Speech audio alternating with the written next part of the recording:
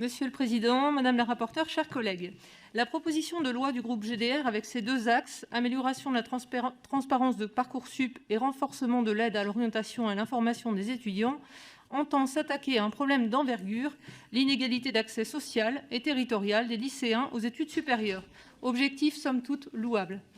Il est vrai que les chiffres sont sévères. Selon le rapport 2017 de l'Observatoire de l'égalité des chances, si 30% des jeunes âgés de 18 à 23 ans ont des parents ouvriers, ils ne constituent que 11% des étudiants d'enseignement supérieur et le chiffre tombe à 6% des effectifs des classes préparatoires.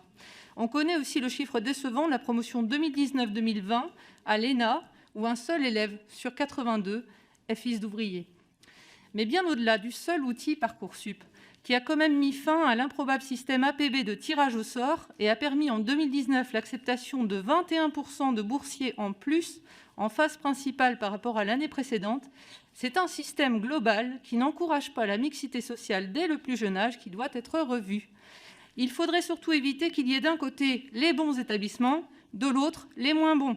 Nous avions d'ailleurs voté lors de l'examen de la loi renforçant les principes républicains un amendement qui vise à l'amélioration de la mixité sociale au sein des établissements en concertation avec les collectivités territoriales.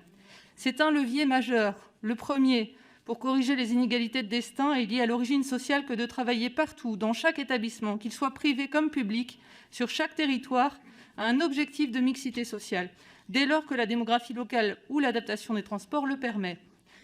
Dans l'attente, pour l'avoir constaté, un excellent élève provenant d'un établissement moins performant en comparaison d'autres, même s'il a nécessairement du retard, a tout le potentiel nécessaire pour rattraper très vite ce retard d'acquisition et doit pouvoir avoir la même chance d'intégrer un établissement coté, même s'il n'a pas bénéficié d'un aiguillage précoce et réfléchi par des proches aguerris au système scolaire. Le second levier à actionner est ainsi celui de la lutte contre l'autocensure.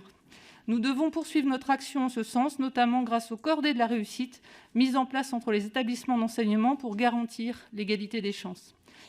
S'agissant de l'idée d'une anonymisation du lycée d'origine, elle nous paraît intéressante, puisqu'elle permettrait d'éviter à d'excellents établissements de faire leur marché d'abord et avant tout auprès d'établissements tout aussi cotés.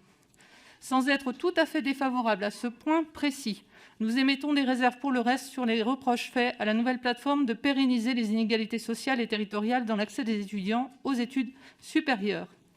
De fait, Parcoursup a permis d'aller plus loin en termes de transparence avec la publication de l'algorithme, mais aussi des attendus de formation par les établissements d'enseignement supérieur. Parcoursup fournit également des instructions strictes à ces derniers en termes d'obligation de non-discrimination et d'égalité de traitement.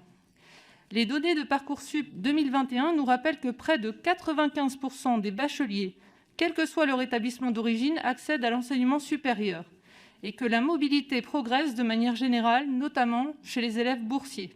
Cela va donc dans le bon sens. On constate aussi de nets progrès pour l'accès à certaines formations d'excellence. Les écoles nationales vétérinaires et Sciences Po Paris affichent respectivement un taux d'élèves boursiers de 12% et 13%, en forte hausse par rapport aux années précédentes, avec une ouverture plus large aux lycéens de toutes les régions. Cela va aussi dans le bon sens. Ainsi, pour notre groupe démocrate, l'outil Parcoursup est loin d'être le problème de l'inégalité des chances dans l'accès à l'enseignement supérieur et nous voterons donc, malgré son objet louable, contre la proposition de loi proposée.